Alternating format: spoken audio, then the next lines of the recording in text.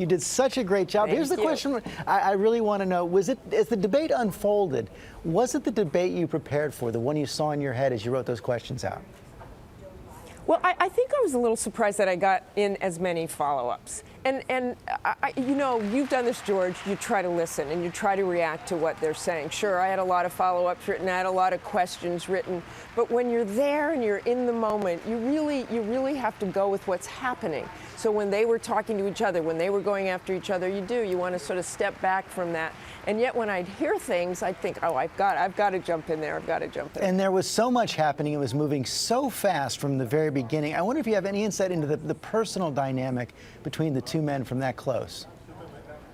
Well, that's a really interesting, the dynamic, because that table is very intimate. So it's very different than the presidential debate last week when they're up on the podium. That close to one another, and they're sort of going at each other, and the laughter and some of the jabs at one another, it felt way more personal just because of that intimate setting. I'll bet it did, because you're so close to them right there. And did they say anything to you after the debate? You know, I shook their hands after the debate. I saw both of them after the debates with their families briefly. They were both very nice. They both said, you were tough, but good job, and they seemed to enjoy themselves. I think that is exactly right. You seem to enjoy yourself as well, and you did a fantastic job. Congratulations, Martha.